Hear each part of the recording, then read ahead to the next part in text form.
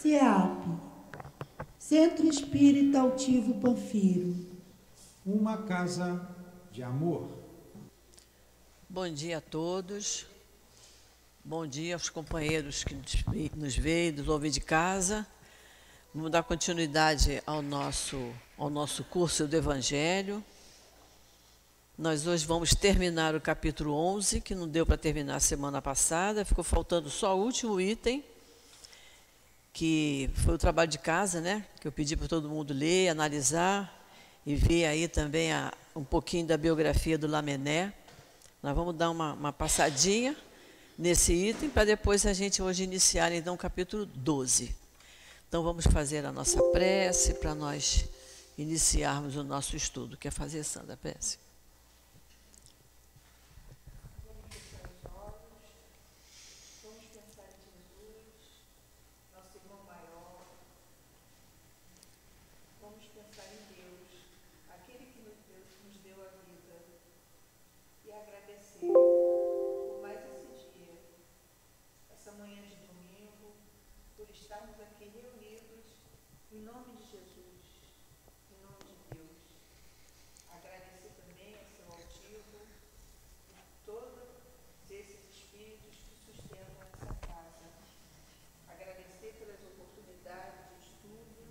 De trabalho. Vamos agradecer por tudo isso e pedir a Deus e a Jesus que nos conduza esses estudos de hoje com muita paz, muito carinho, muita tranquilidade e que todos saiam daqui satisfeitos e entendendo um pouco mais do Evangelho de Jesus. Graças a Deus. Graças a Deus.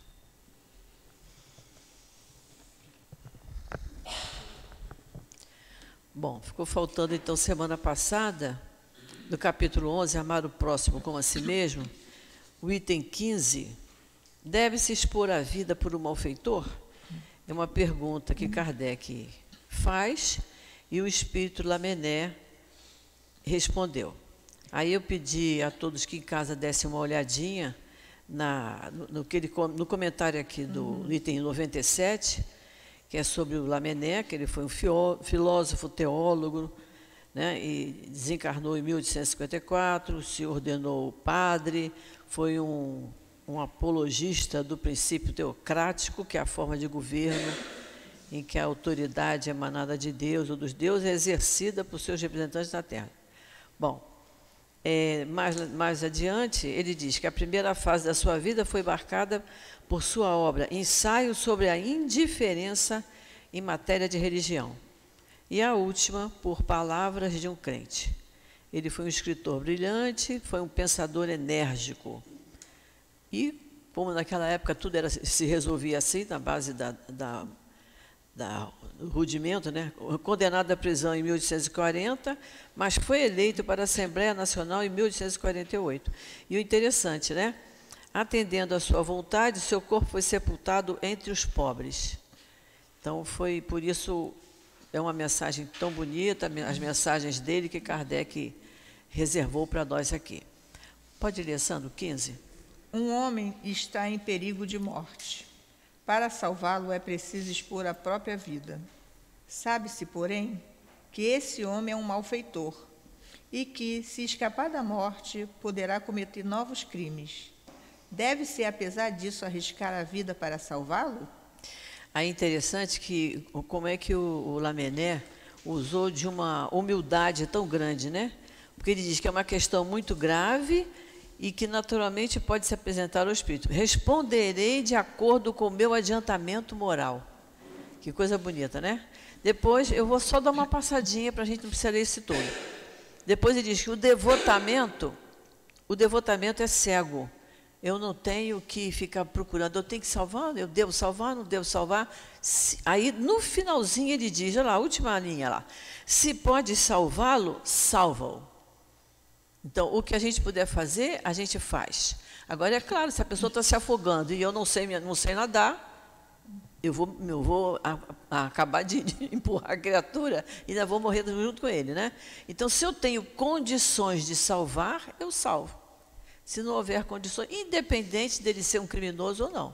O que você puder fazer para salvar, salva. Se não puder, se não tiver ao seu alcance. Então, é exatamente isso que fala o item 15, né? Que a gente não precisa nos deter muito. Então, vamos iniciar o capítulo 12. Amai os vossos inimigos, retribuir o mal com o bem. Esse capítulo, para quem não é espírita, para quem não estuda o Evangelho, não analisa como nós analisamos, eu já vi muita gente dizer, Jesus queria até que a gente amasse o inimigo. Olha que absurdo. Para quem não conhece, para quem ignora tudo isso, parece uma coisa absurda.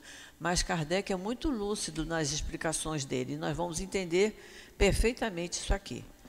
Retribuir o mal com o bem. Item 1, pode ler. Aprendeste o que foi dito.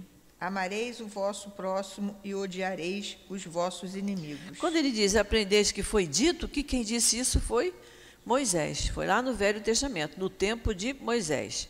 Aí ele começa, eu, Jesus, porém vos digo, amai vossos inimigos, fazei o bem àqueles que vos odeiam e orai por aqueles que vos perseguem e vos caluniam, a fim de que sejais os filhos de vosso Pai que está nos céus, que faz o sol se erguer sobre os bons e sobre os maus, e faz chover sobre o justo e os injustos. Olha só, quantas vezes isso acontece na nossa vida?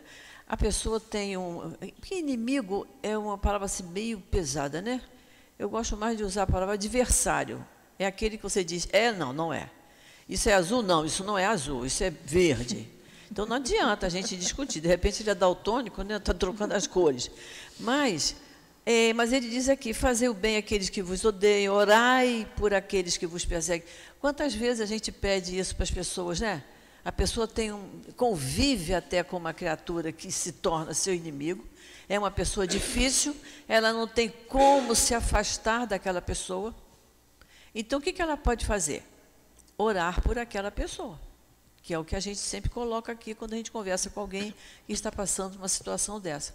Colocar o nome ali na caixinha, como eu sempre peço, não é que chegar aqui, pegar papel e lápis e escrever, é escrever em casa, no cantinho, no silêncio, pega o papel, o lápis, escreve, pede a orientação, pede a irradiação, faz uma prece com a mãozinha em cima daquele papel. Tem um efeito muito melhor do que ficar em pé ali, quando chegar, escreve o nome da pessoa e manda. Porque não é assim, né? A gente escreve irradiação, o nome todo da pessoa, a idade, onde mora, né? O endereço. E embaixo, para ajudar os espíritos, a gente coloca o motivo. Né? Até dizer se aquela pessoa é a esposa, é o esposo, é o irmão, é o vizinho, dizer qual o motivo que ele está lhe atormentando. Porque a gente ajuda o trabalho dos espíritos na hora do trabalho da irradiação. Então, sempre eu digo, aqui na nossa reunião, sempre que eu posso, eu digo, vamos escrever em casa, e não ali, em pé, sem nenhum sentimento. Eu vou botar o nome do fulano que está me perturbando muito. Bota o nome, bota na caixinha. Quer dizer, entrega toda a responsabilidade para os médios que vão trabalhar naquilo ali. Mas a responsabilidade é nossa, de quem está precisando primeiro. Né? Então, sempre a gente diz isso, olha, já que não tem nada para fazer, ore por essa pessoa, bota o nome na caixinha, ore tantas vezes por dia você puder, em benefício daquele espírito, para ele ir se domando aos pouquinhos, se acalmando, né? E deixando de ser dificuldade para nós. E quando ele diz aqui, olha, a fim de que sejais os filhos de vosso Pai que está nos céus, que faz o sol se erguer sobre os bons e sobre os maus, e chover sobre os justos e os injustos, lembrando dos benefícios da natureza que vem para todos. Deus manda igualmente para todos. Agora, cada um vai fazer daquele benefício o que bem entender. Né? Quando está frio, tem gente que diz, está um frio danado. Aí vem o sol, hoje está um sol danado. E o que você quer? Chega a um acordo na sua vida, não é? Então, as pessoas estão acostumadas a se queixar, a reclamar, sem pensar que aquilo é útil. A gente tem que, nesse frio, ter pena de quem está ao relento. Aí é outra coisa. A gente pede a Deus que abrande o tempo por causa dessas pessoas que não têm um abrigo como nós temos. Não é isso? Aí é diferente. Mas as pessoas que não, né? Que olham o tempo assim e já saem reclamando. Então, ele está dizendo que Deus manda os benefícios da natureza para todos.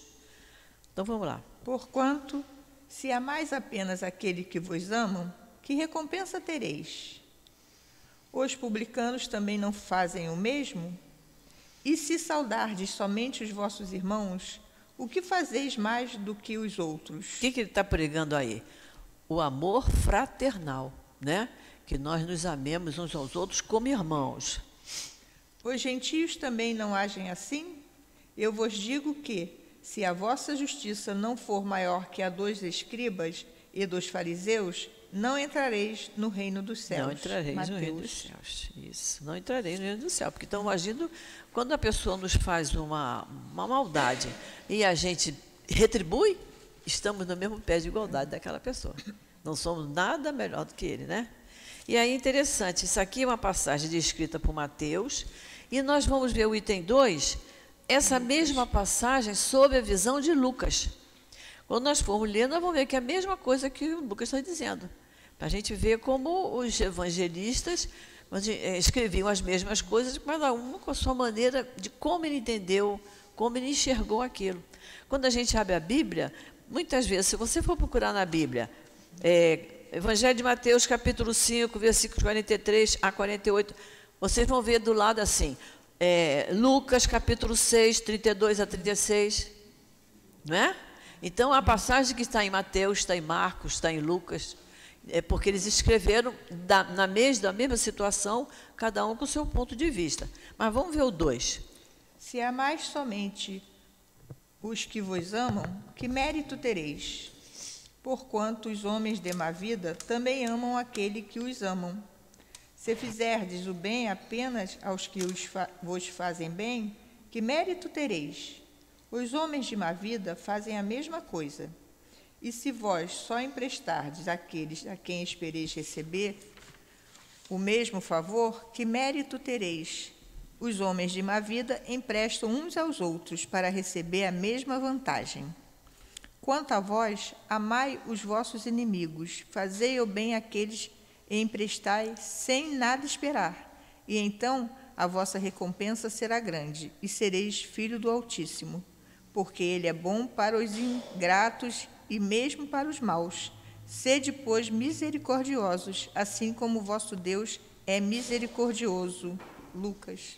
Então, quando ele diz aqui, que ele é bom para os ingratos e mesmo para os maus, Mateus escreveu que ele manda o sol e a chuva para os justos e os injustos, para os bons e para os maus. É a maneira de interpretar de cada um, mas a gente vê que o sentido é o mesmo, né?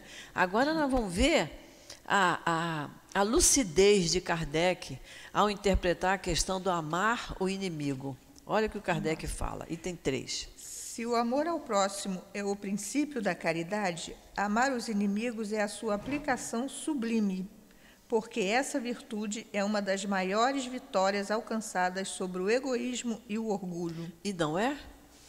Vê que as pessoas reagem, né? Dizendo, na Bíblia está escrito lá, amar o vosso... Ah, mas eu amar o inimigo está de brincadeira. Não é porque você não tem um inimigo como eu tenho. E aí vem os argumentos. E ele então está dizendo que essa virtude é uma das maiores vitórias alcançadas sobre o egoísmo e o orgulho. Porque é o orgulho da gente que fala mais alto quando eu digo, mas eu não vou voltar a falar com aquela pessoa, eu não vou me reconciliar com ele, eu não vou, não é? É porque eu nem digo que é orgulho, é amor próprio, né? Eu tenho amor próprio, eu me conheço e começo a botar as desculpas para não tomar a atitude correta. Por isso que ele diz que é uma das maiores vitórias sobre o nosso egoísmo e o nosso orgulho. É a gente chegar para o adversário e se identificar ali e dizer, olha, realmente eu não entendi naquela hora, eu estava nervosa por tal motivo, você me perdoa, me desculpa, né? Entretanto, geralmente nos equivocamos quanto ao sentido da palavra amor. Amar. Amar, utilizada nesse ensinamento. Jesus não quis dizer que se deve ter por um inimigo a ternura que se tem por um irmão ou por um amigo. Olha só, começou a explicação aí, não é? Então, compreende-se que a gente não vai ter a mesma ternura, porque se você chega para o adversário e fala, meu amor, está de brincadeira, né? Pode ser até um sarcasmo. Então, você não pode ter a mesma ternura, ele entende. Porque a ternura... Vai. A ternura pressupõe confiança. Confiança. E desde que aquela pessoa é seu adversário ou por algum motivo lhe prejudicou, você perdeu a confiança. Ela vai ter que lutar muito para você voltar a ter a confiança nela. Né? Não se pode ter a mesma confiança, é diferente.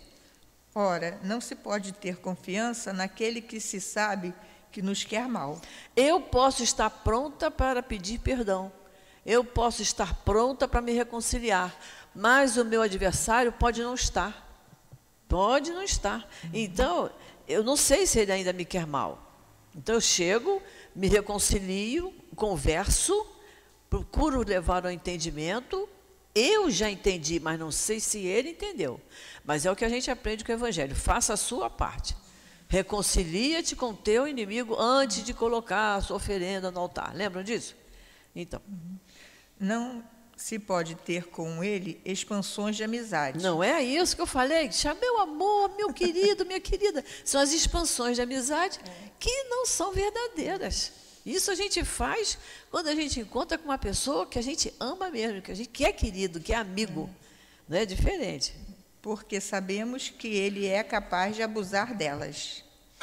Entre pessoas que suspeitam umas das outras, não poderia haver as manifestações de simpatia que existe entre aquelas que estão em comunhão de pensamentos. Não se pode, enfim, sentir, ao encontrar um inimigo, o mesmo prazer que se sente ao encontrar um amigo. E não é claro, não é isso? Quando a gente encontra com uma pessoa que você é seu adversário, não é?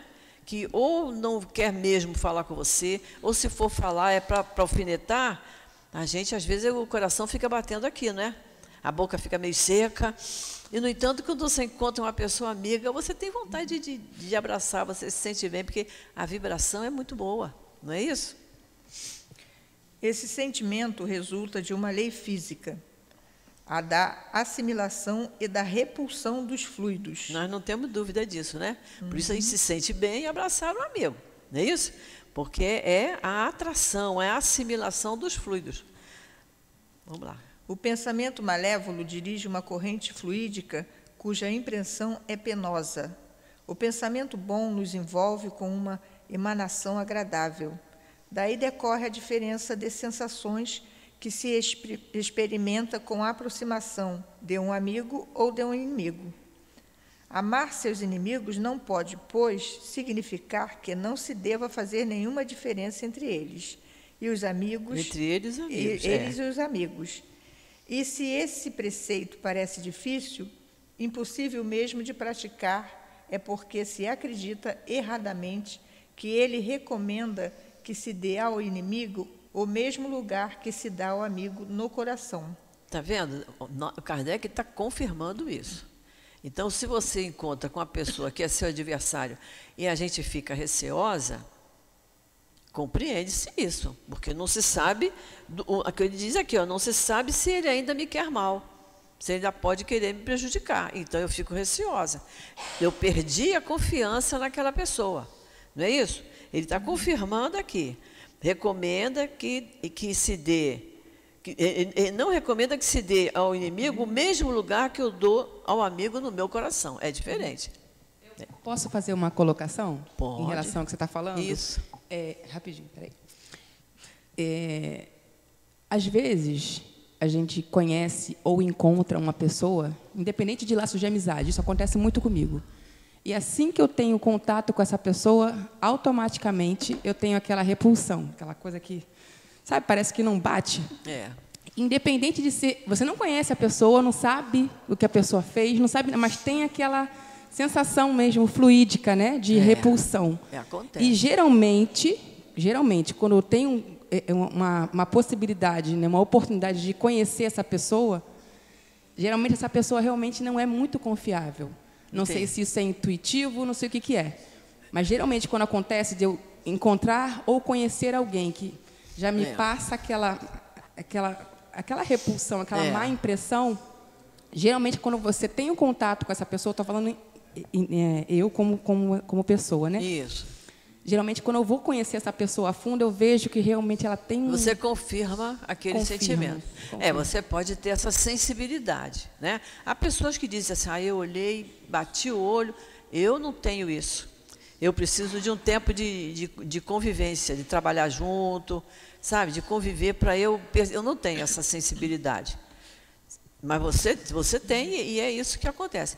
No Livro dos Espíritos, lá nas relações de simpatia e antipatia, nas questões 291 em diante, a gente tem um estudo bom sobre isso. Cadê o microfone para passar para aqueles meus dois amigos ali que não estão nem aí para mim hoje? Separa, tem que separar. Vou ter que separar os dois. Mas olha só, a culpa é minha, porque eu esqueci o livro, ele me cedeu o livro dele. Sei. Mas ele está falando que ele escreveu ontem o que ela está falando agora. Dona Gracilde, me ocorreu ontem, eu escrevi, eu estava comentando aqui com o Luiz,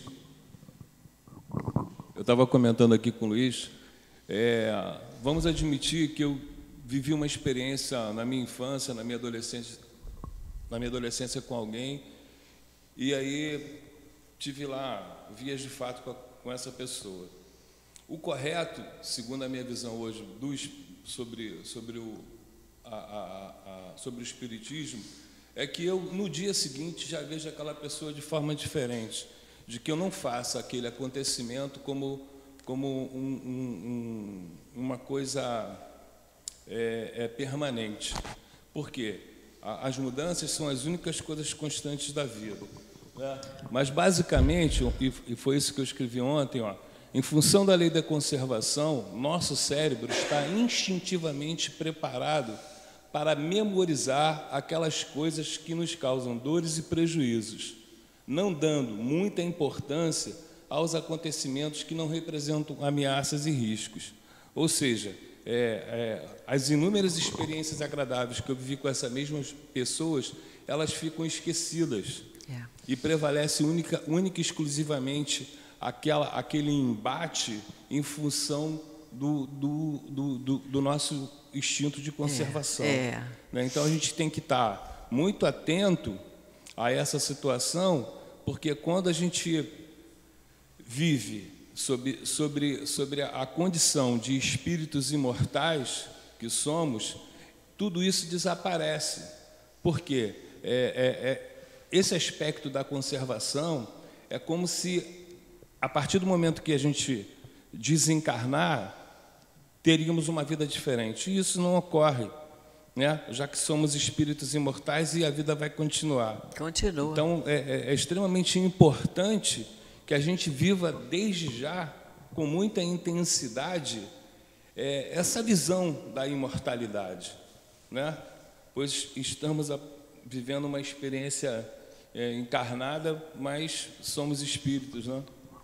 E isso que você está falando, como nós lemos aqui no item 1, ele diz aqui, olha, fazei o bem àqueles que vos odeiam, né? A gente sabe que precisa melhorar a nossa conduta com relação àquela pessoa, orar por aqueles que nos perseguem, né?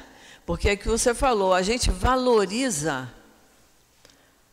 valoriza muito a coisa negativa. Sabe aquelas pessoas que você encontra com ela de noitinha e diz assim, tudo bem, teu dia foi bom? Ah, não foi não. Por quê? Tropecei e machuquei meu dedinho. O dia teve 24 horas, a criatura deu um tropeço. É a questão de você valorizar a coisa negativa. Então, ele está dizendo aqui, a pessoa não tem a mesma vibração que você, é seu adversário, ore por ele, faça o bem a ele, né? A fim de que sejais filho do Pai que está nos céus.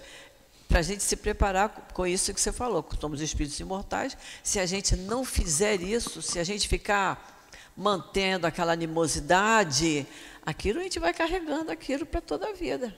Mesmo que a gente... E nós ainda, você vê que o Evangelho está assim, espíritas, está falando para a gente.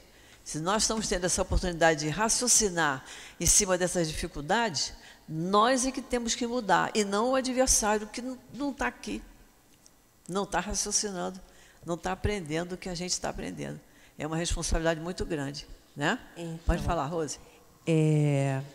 Estou vendo aqui várias coisinhas. A primeira é que, às vezes, as pessoas leem essa parte aqui que vocês acabaram de ler, né?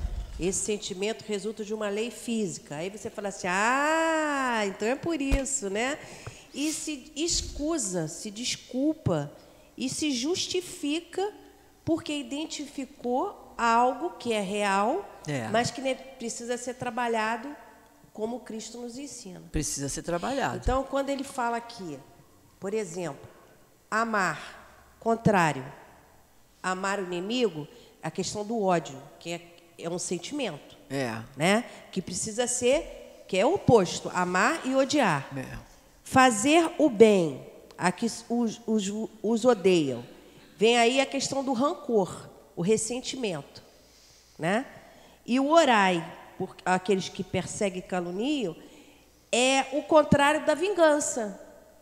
Então, ou você vai amar, né? Ou você vai orar, fazer o bem, ou você vai odiar, estar rancoroso e se vingar.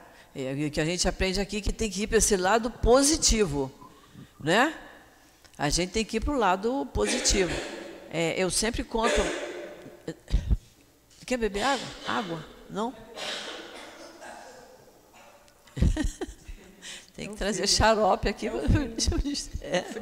Eu sempre conto para quem está comigo há algum tempo de uma pessoa que eu conheci, que ela teve uma vizinha que teve um problema tolo, briga de filhos, de criança de 8, 9 anos, mas que a mãe do menino, quando chegou do trabalho, naquela época, para vocês verem, naquela época, ela trabalhava e o marido não.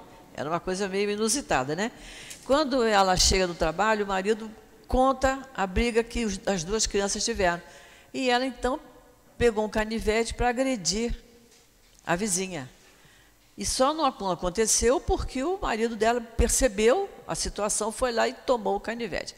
Mas foi aquele bate-boca. Passado algum tempo, esta criatura do canivete ficou tuberculosa. E há anos atrás, tuberculose matava mesmo, né? Quem tinha dinheiro ia para Campos de Jordão. Lá tinha uma colônia para tratar de tuberculose. Quem não tinha dinheiro morria em casa, que foi o caso dela. Ela ficou, o marido foi embora com os 2 filhos, abandonou. Ela ficou abandonada e morreu abandonada, não tão abandonada, porque aquela vizinha, todo dia ia lá, dava banho nela, dava sopa, dava um café com leite, ajudava ela, e ela acabou desencarnando desse jeito. Então, vocês vejam, foi uma pessoa tola, o marido foi um tolo, porque contou a ela uma bobagem de criança durante o dia, né? Ela se arvorou para ir se defender não sei o quê, pegou um canivete, mas a outra viu, no momento em que ela precisou, a outra foi lá e cuidou dela até ela desencarnar, porque ia mesmo, naquela época morria-se de tuberculose. Então, para mim, é sempre esse exemplo, que foi comentado muito assim na minha família, porque eram vizinhos nossos, e que foi uma coisa muito bonita que a outra fez, independente do que aquela criatura fez. A outra disse, não, ela agora está sozinha, eu vou cuidar dela, e cuidou. E você dá banho numa pessoa estranha, não é? Você ir lá de boa vontade, todo dia, aquele horário, dar o banho, dar a canja, dar a sopinha quente, dar o café com leite de manhã, de tarde. Isso isso que ele está mandando que se faça aqui. De coração, sem, porque não ia ter retorno nenhum. Não tinha família, ninguém para cuidar daquela criatura. Então, é isso que ele está mandando aqui. E aquela pessoa, até sem saber disso, que eu acho que não sabia, fez, né? Teve misericórdia e fez. Então, para mim, esse é um grande exemplo, e foi uma coisa real, né? Que eu me lembro que lá em casa foi muito comentado, foi uma coisa real, eu praticamente assisti, e ficou assim, porque muita gente dizia assim, poxa, mas a fulana é boa demais, né? E depois de passar por aquilo, mas é boa demais. Isso aqui é o importante, né? Outra coisa também é que quando ele fala aqui, aprendestes o que foi dito, isso está se referindo... No tempo de Moisés. a lei antiga. A lei antiga, de Moisés. Então, o que ele está colocando aqui? Que a lei nova é superior à lei antiga. Quando ele diz, eu, porém, é Jesus. Né? Com certeza. Que veio 1.300, 1.400 anos depois de Moisés. Eu, porém, então a ideia do Cristo era outra, né? É superior. E também quando ele fala resistir o mal com o bem, não resistir em fazer o bem. Retribuir o mal com o bem. É porque a gente precisa ler de uma outra forma, né? Eu botei aqui, não resistir em fazer o bem. Porque às vezes a gente resiste em fazer o bem justamente por causa dessa ação fluídica. Porque ainda não se determinou a mudanças. A gente tem que se determinar a mudança. Se não se determinar a mudança, fica naquela coisa da tentativa. A Deusa, que fez a nossa palestra aqui na quarta-feira, que eu amo muito a Deusa dizia isso, vamos parar de tentar. Você quer fazer uma palestra? Olha, eu estou tentando estudar. Você quer quer fazer uma prece? Não, eu não sei, eu estou tentando. Vamos parar de tentar? Vamos começar? É adiar, né? Tentar é adiar, agora você começar é outra coisa. Vamos dar uma continuação? Peraí. É a questão 291 em diante. Sabe? Fala dos espíritos simpáticos e antipáticos. Então, vamos lá. Se a pobreza da linguagem humana nos obriga a utilizar a mesma palavra para exprimir diversas modalidades de sentimentos, a razão deve nos levar, segundo o caso, a fazer a diferença. Amar os inimigos... Só um instantinho. Quando ele fala aqui da pobreza da linguagem, aí, como a gente quer ter bastante intimidade com o Evangelho, vamos lá no capítulo 23. Capítulo 23, item 3.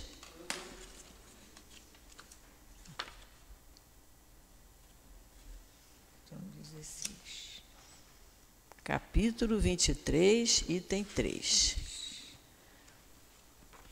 É aquela questão de que ele diz assim, quando se fala, quem não odeia seu pai e sua mãe, lembram disso?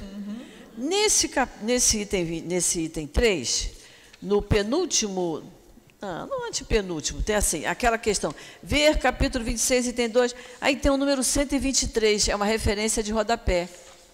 Acharam a referência de rodapé? Olha como é que diz ali, ó, tá até em latim. Eu não falo latim, né? Eu já falei no século passado, agora não falo mais. Non odite em latim, né? Em grego, não quer dizer odiar, mas amar menos. Essa observação é interessante a gente ver que quer dizer a questão do odiar, tá? É porque a linguagem era pobre, né? Então, aqui o verbo hebreu do qual se deve ter servido exprime ainda melhor.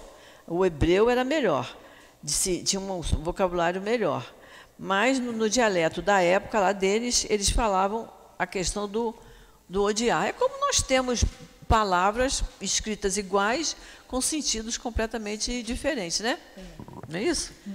Pode Gracílis, não sei em que livro que eu li, agora não me vem, eu tentei lembrar, mas não consigo, que estava dizendo que o ódio é o amor adoecido. Né? Que a gente costuma falar que o ódio é o oposto ao amor. E aí, nesse livro que eu li, estava dizendo justamente o contrário, que quem odeia ama muito, mas é um amor adoecido, porque é aquele amor que você não é compreendido, a pessoa não te aceita, a pessoa, então, é o excesso de amor que você tem, mas de uma forma bem adoecida. Mas é um excesso de amor doente. Doente, sim, adoecido. Não é um amor, porque o amor sadio... Sim, por isso que eu falei... engole qualquer coisa. Por isso que eu falei, amor adoecido. E muito adoecido. Já foi doente desde o princípio, que é aquele amor de posse. Ela tem a posse, aí a pessoa fez uma coisa que desagradou, não quero nunca mais ver. E fica chorando para o resto da vida, porque não consegue sair daquilo. É um emaranhado. Porque o amor verdadeiro... pode até não querer a proximidade daquela pessoa, porque não lhe faz bem. A gente tem que procurar o que nos faz bem. Mas eu não vou ficar chorando para o resto da vida. Eu vou fazer outra coisa na minha vida. Eu vou trabalhar, eu vou estudar, eu vou fazer outra coisa. não é isso? Mas a pessoa que diz que ama profundamente, aí estou me referindo mesmo a uma questão de traição, não só de marido e mulher, mas de amigos mesmo, né? Você gosta muito de uma pessoa, aí a pessoa de repente faz uma coisa que até lhe prejudica. Você, se disser, não, eu odeio aquela criatura, já é uma palavra que a gente tem que tirar do nosso vocabulário, né? Então, a gente tem umas palavras que a gente tem que tirar. A questão do orgulho, a gente substitui por satisfação, né? O meu neto dizia assim, eu não vou comer quiabo porque eu odeio. Eu digo, não diga, mas por que vai odiar o quiabo? Que mal que ele fez? Porque eu adoro o quiabo. Então, ele tem alguma coisa de bom. Então, diga que não gosta. É mais suave do que eu odeio, né? Mas tem gente que fala isso, né? Odeio isso, odeio, né? A pessoa usa e não vê a intensidade dessa palavra, né? Por isso que essa questão do amor adoecido, é porque esse amor sempre foi doente. Não é o amor pregado por Jesus, né?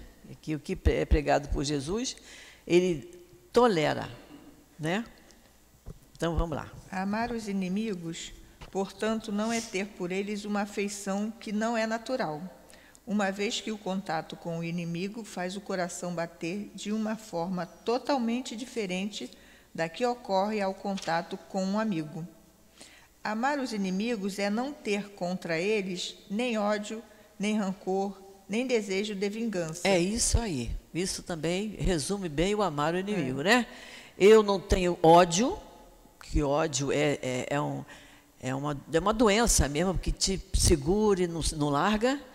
Rancor, que é aquele ressentimento, né? Como nós temos no capítulo 5, que fala, Deus sabe o tempo que o rancor mora no teu coração, né? E nem tem desejo de vingança. A gente, eu acho que Deus sempre lembra que a minha mãe dizia assim, a gente não tem mais é que rezar para o inimigo para ele ser feliz, porque ele sendo feliz, ele me esquece. Ela dizia isso do jeito dela, mas é verdade mesmo, que ele seja feliz, porque sendo feliz, me esquece. Agora, toda vez que der um tropeção, vai dizer, sabe por quê? A Gracilda está pensando em mim nessa hora. Por isso que eu tropecei, por isso que eu queimei o dedo. Então, eu estou sendo lembrada como um instrumento ruim. Então, ela dizia isso e com muita sabedoria, né? Vamos orar pelo inimigo para ele ser feliz, que sendo feliz não se lembra de mim. É perdoar-lhes sem segundas intenções e sem restrições o mal que nos fizeram. Sem segundas intenções, né? Que a gente não fique pensando o que eu vou fazer, né? Remoendo aquilo ali toda a vida. É não colocar nenhum obstáculo à reconciliação. Se a pessoa chegar e vier e falar, tudo bem, vamos começar tudo de novo, né? Vamos começar tudo de novo. É desejar-lhes o bem em lugar do mal. Desejar sempre o bem do outro. É ficar alegre em vez de triste, com o bem que lhes aconteça. É estender-lhes a mão para socorrê-los. Estender, né? Estender-lhes a mão para socorrê-los em caso de necessidade. É aquele negócio, pode ajudar? Ajuda. Independente de quem seja. É evitar, por palavras ou ações, tudo o que possa prejudicá-los. É, enfim, retribuir-lhes o mal com o bem, sem intenção de humilhá-los. Porque senão, olha só, você está vendo? Naquele dia você me prejudicou, você fez, aconteceu, eu fiquei doente, agora, olha como eu sou boa. Estou fazendo isso, não é isso? Você está relembrando, remoendo a ferida e humilhando aquela pessoa. Aquele que assim proceder cumpre plenamente o mandamento. Amai os vossos inimigos. Simples assim, né? É só a gente começar. Aqui, quando ele fala aqui, justamente o que eu tinha colocado, porque para mim esse pedaço aqui resume bem o capítulo, né? Amar os inimigos, nem rancor, nem desejo de vingança, e a questão da intenção.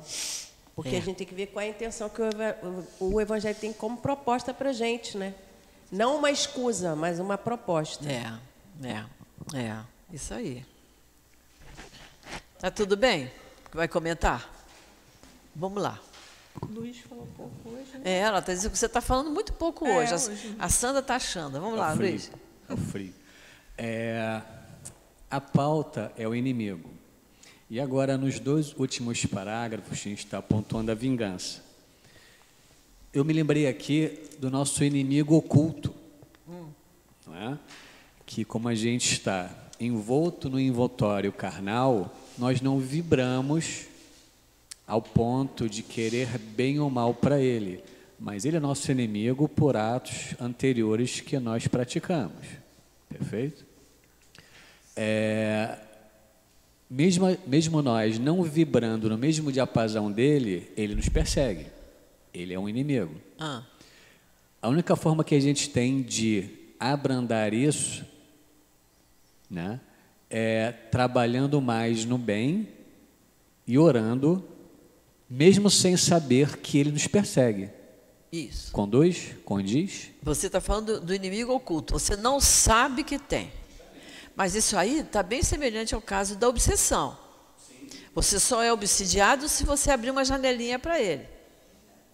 Se você não abrir uma janelinha, não abrir uma porta, ou seja, se você tiver pensamentos bons, a conduta voltada para o bem, como você falou, né? Pensamentos bons, sentimentos bons, ele não se aproxima. A raiva, sabe, o rancor fica com ele, não atinge você, porque você está no caminho certo. Nós vamos ver aqui adiante, e já vimos isso, acho que foi no capítulo 8, todas as vezes que a gente faz o bem, que a gente está querendo o bem do outro, é como se estivéssemos envoltos numa capa de proteção, ele não nos atinge. Isso envolve a questão da obsessão, que é o inimigo. Por você acabou o problema, para ele não acabou. Por isso ele diz, reconciliai-vos com os vossos adversários. Se ele não quiser se reconciliar, é problema dele. Para você acabou. Entendeu? Então, não abrindo porta, não abrindo janela, ele não continua, ele não te perturba. Vamos para o 4? Eu estou lembrando aqui de um dos livros do Manuel Filomeno de Miranda, que vem falando desses aspectos psicológicos, onde ele coloca que esses pensamentos, quando a gente se ocupa desses pensamentos bons, e eu estou falando só se ocupar, porque esses pensamentos, segundo Baltazar, são que nos induz a fazer o bem, porque nós estamos ocupados com esses pensamentos. Isso é um capacete fluídico para a gente, que nos protege da ação dos obsessores. Por isso que nós temos que estar sempre ocupados com coisas boas, não é? A gente, porque você vê um filme de terror, um filme de violência, a gente sai dali meio angustiado e fica pensando naquilo. Puxa, que filme! Por que eu perdi meu tempo com aquilo, né? No entanto, você vê um filme, uma coisa suave, agradável, às vezes a gente até nem comenta, mas aquilo fez bem para a gente. Então, por isso que a gente tem que estar sempre ocupado com boas coisas, com bons pensamentos, com boas leituras, com boas conversas, com bons amigos, com bons filmes, que a gente esteja envolto sempre nisso, para a gente se proteger, né? Vamos para o 4. Para o incrédulo, amar os inimigos é um absurdo. Aquele para quem a vida presente é tudo, vê em seu inimigo apenas um ser nocivo, perturbando a sua tranquilidade e do qual, segundo ele acredita, só a morte pode livrá-lo. Está falando do incrédulo, né? Está falando do incrédulo. Vai. Daí o desejo de vingança. Não há nenhum interesse em perdoar, se não for para satisfazer o seu orgulho aos olhos do mundo. Está vendo? Ele acha que morreu, acabou. Morreu, acabou, não tem ressentimento, não tem ódio. Então, para que eu vou pedir perdão? Para que eu vou me preocupar com isso? Né? Morreu, acabou.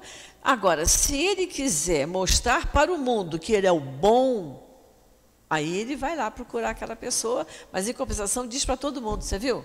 Ela me criou o maior problema, eu cheguei para ela, conversei com ela, para ela ver como eu sou bom. É o orgulho para poder se mostrar ao mundo, né? Perdoar mesmo em certos casos parece-lhe uma fraqueza indigna dele. Mas não é isso. A pessoa diz, fulano, otário, olha lá, o outro fez aquilo com ele, e foi lá e pediu desculpa. E acha que ele é um otário, né? Ainda que não se vingue, não deixará de sentir rancor nem o desejo oculto do mal. Porque ele não mudou. Ele não mudou, ele é o... Vai. Fica, né? Para o crente, Mas para o espírita, principalmente... Gente, a gente tem que sublinhar isso aí, passar uma linha em volta, botar entre aspas. Está falando com a gente, ó. Mas para o espírita, principalmente. Principalmente, a maneira de ver é totalmente diferente, porque ele lança o seu olhar para o passado e para o futuro. É isso, né, Luiz? Será que no passado, né, quando a Úrsula falou que há pessoas que, quando ela encontra, ela não tem aquela mesma vibração boa? Pode ser alguma dívida do passado, alguma rusga que não ficou bem resolvida. Nós, espíritas, sabemos que isso existe e nos preocupamos com o futuro. Tenho que limpar minha barra para o futuro. Então, eu vou me reconciliar. Então, tem que se olhar para o passado, coisas passadas, e para o futuro, para o que ainda vem. Entre os quais a vida presente não é mais que um ponto. Não é mais do que um ponto. Entender isso, que tudo é passageiro. Então, eu tenho que saber enfrentar isso da maneira mais correta possível. E aí, ele sabe... Posso falar? Fala. Então,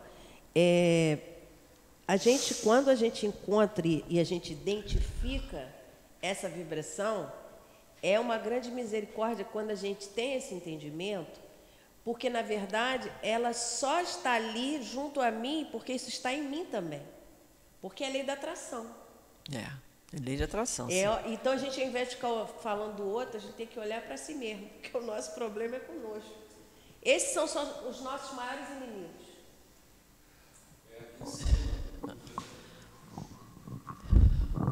Completando o que você está colocando lá em cima, se a palavra para exprimir diversas modalidades de sentimento, a razão deve nos levar a, segundo caso, fazer a diferença.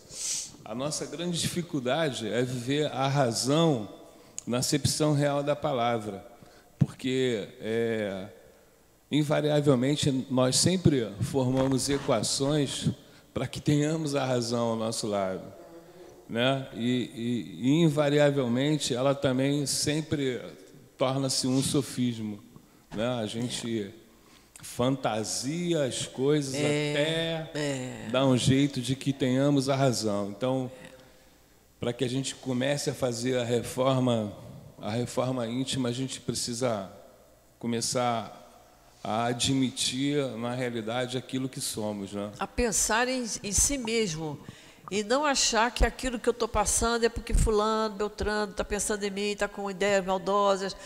Eu tenho que pensar em mim mesmo. O que eu tenho que fazer de correto?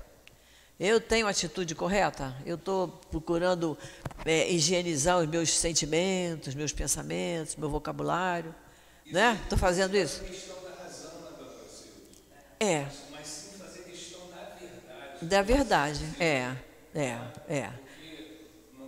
Na próxima experiência, a razão se fará a verdade. Se fará a verdade. Porque a pessoa que se acha o dono da razão, ele é o dono da verdade. Então, não interessa a opinião do outro. Eu só tenho a minha e acabou, é fim de papo. Não é isso? Não está raciocinando. Que a razão tem que partir do raciocínio, né? Se não raciocinar, ele sabe. Ele sabe que pela própria destinação da Terra, deve se preparar para ali encontrar homens maus e perversos. Destinação da Terra, um planeta de provas e expiações, nós não estamos aqui veraneando. Está todo mundo aqui, né? Todo mundo aqui sujeito a passar por dificuldade. Botou o pé na rua, né? Em casa, se o aquecedor não estiver funcionando bem, pode explodir um treco lá dentro de casa. Nós estamos sujeitos a essas dificuldades todas. Que as maldades às quais está exposto fazem parte das provas que deve sofrer, e que o elevado ponto de vista em que se coloca torna as vicissitudes menos amargas para si, venham elas dos homens ou das coisas. Olha só, ele está falando, olha o início desse parágrafo, para o crente, para aquele que crê em Deus, que crê em Jesus. Ele diz, olha só, que as maldades às quais está exposto fazem parte das provas a que deve sofrer. Nós encarnamos no mundo de provas e expiações porque temos provas para passar, não tem jeito, né? E que o elevado ponto de vista em que se coloca, se ele é crente, se ele ama a Deus sobre todas as coisas, ele já se coloca num ponto de vista mais elevado do que o incrédulo, que nós lemos antes, né? Que torna as vicissitudes menos amargas para si, porque ele compreende. Estou passando por isso, eu não sei porquê, mas Deus sabe. Isso é tão instintivo, que eu já contei para vocês que eu tive uma colega de trabalho que teve um câncer violento, e ela era católica, praticante, e ela dizia, não sei por que estou passando por isso, mas Deus sabe, é o suficiente. E ela tinha né, Jorge sabe disso, ela tinha uma resignação enorme, e ela sofreu muito com a dor dela. Então, era uma coisa instintiva dela, e ela amava a Deus sobre todas as coisas. Então, ela não questionava por que ela estava com aquele câncer tão doloroso. E nós que somos espíritas temos as explicações. Olha que beleza que é para nós isso, né? É só a gente aproveitar, não é isso? Venham essas dificuldades dos homens ou das coisas. Dificuldades praticadas pelos homens, nós já falamos aqui. Né? A questão da antipatia, né? Da adversidade, e das coisas, com relação às coisas da natureza. O terremoto, o maremoto, o deslizamento de terra, que a pessoa fica desesperada, mas por que isso acontece? Fazia parte das suas provas passar por aquilo. Eu comentei, acho que foi até na semana passada que eu falei, quando teve a enchente de Friburgo. Eu tenho uma sobrinha que morava numa ladeira, a última casa da rua, ela só não podia sair de casa, porque não tinha onde pisar. Mas a casa dela não sofreu nada. Então, aquela prova não era para ela. Né? Houve casos também de pessoas conhecidas nossas, estavam no ônibus, estavam lendo o Livro dos Espíritos, o ônibus foi assaltado, levaram tudo e passaram direto por ele. Um sobrinho nosso que trabalha no Leão Denis. Ele falou, meu coração estava quase saindo pela boca, mas eu já estava me preparando, que eu ia dar aula naquele dia, Livro dos Espíritos para os jovens. Ele estava revendo, e aí é um assalto. Aí assaltou do lado dele e não tocou nele. Então, vocês vejam como é que a coisa... Hã? Ele estava envolto na capa, ou no capacete, como a gente queira dizer, de proteção. Não é? Estava ali preocupado em dar uma boa aula para os jovens. Estava vindo do trabalho e ia direto para o Leão Denis. Então, os caras lá, os assaltantes, nem viram ele. Então, ficou invisível naquele momento, né?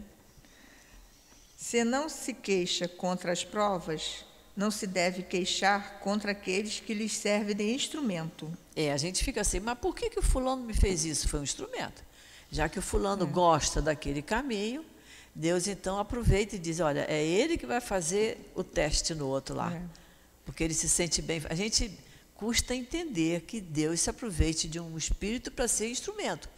Mas aquele espírito é rebelde, é renitente naquele caminho, então ele diz, eu vou pegar ele para servir de teste para o outro. Né? Se ele, de repente, às vezes, ele fazendo a maldade com o outro, naquele momento ele se toca e ele se arrepende. Só Deus sabe esse mecanismo, né? Se, em vez de se lamentar, agradece a Deus por submetê-lo às provas, deve agradecer a mão que lhe possibilita a oportunidade de demonstrar sua paciência e sua resignação. É aí que nós falamos outro dia, não foi, Guilherme? Que eu falei assim, eu ainda não consigo, na hora que passo pela prova, dizer muito obrigado, mas eu não consigo. Se passar dos minutos, eu começo a avaliar. Como no tombo que eu levei há uns 15 dias, ralei o joelho todo. Aí na hora, eu lamentei. Depois eu pensei, mas não quebrei o osso. Eu saí andando, estava toda horrorosa, saiu um pedaço do meu joelho. Mas não quebrou nada, e na minha idade, se quebrar um osso... Está roubado, né? Não, vou colar mais. Mas, assim, de imediato, ainda não sei não, mas estou treinando.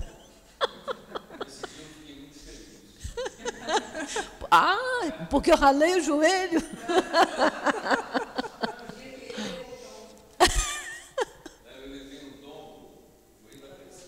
Eu sei.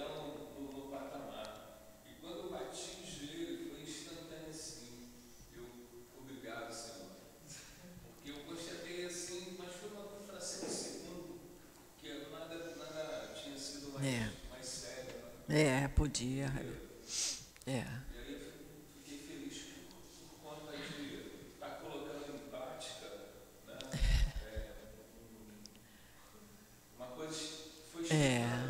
foi instantâneo,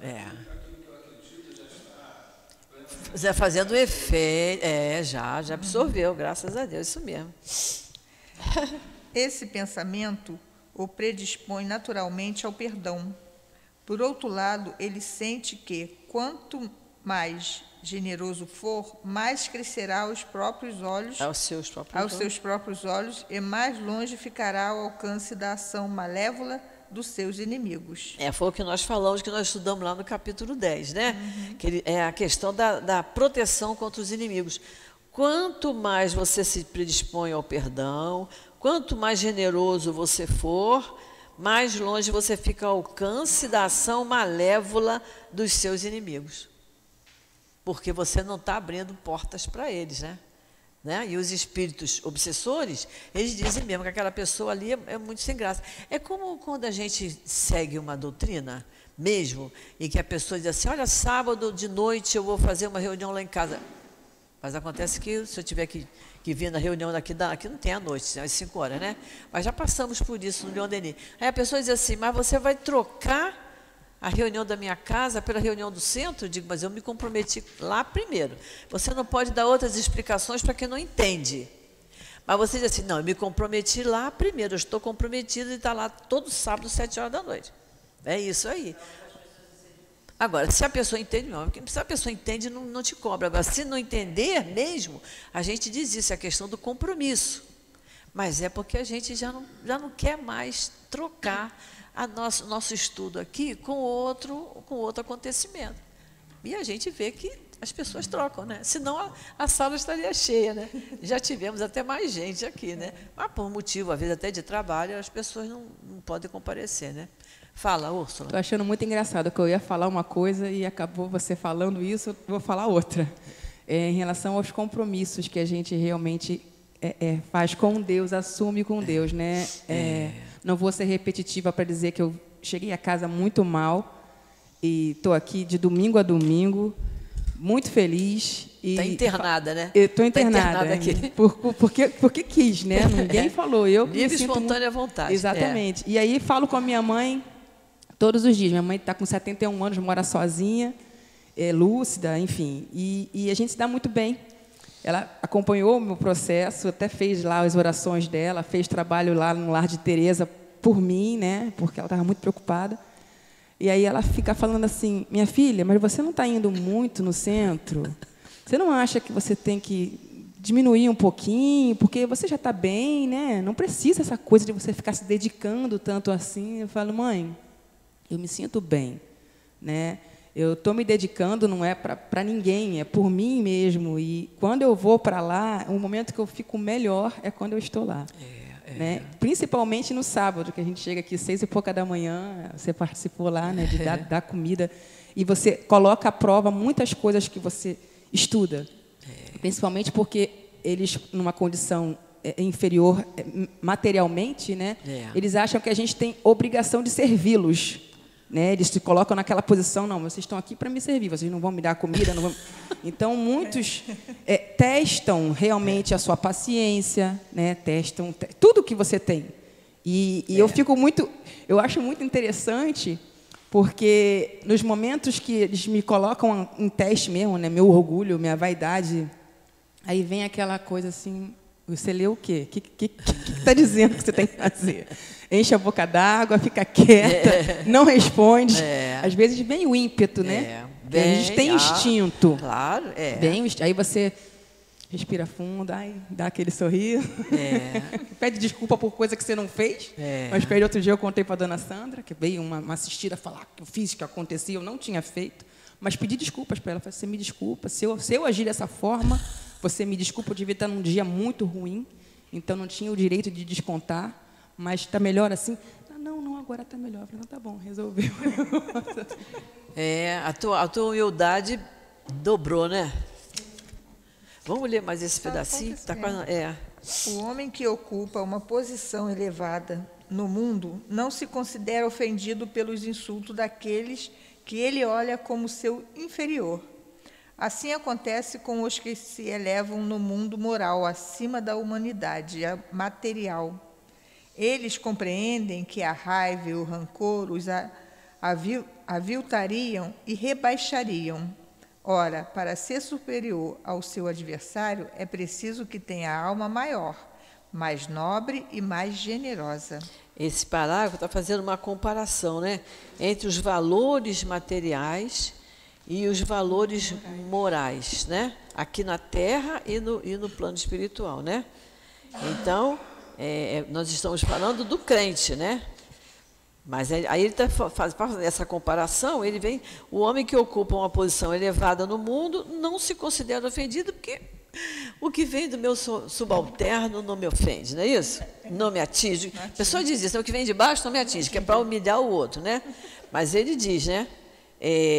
Isso assim acontece com aqueles que se elevam no mundo moral, aí é outra coisa.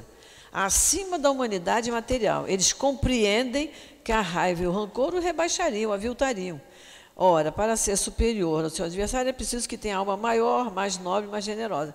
Quer dizer, já tem essa compreensão, que é o que a gente lê aqui sempre, que a gente vai indo, vai aprendendo.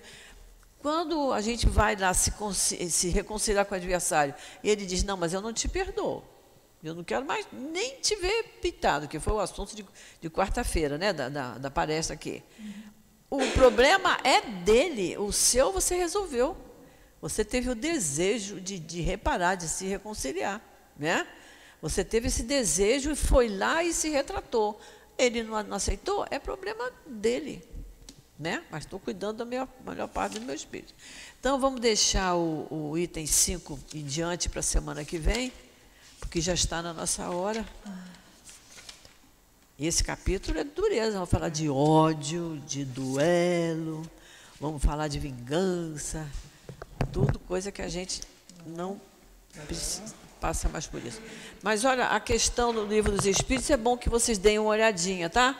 A questão 292 e 293 do Livro dos Espíritos. É bem interessante essas duas questões. Vocês anotem aí para em casa dar uma olhadinha. 292 e 293. Então, vamos fazer a nossa prece, que já está na nossa hora.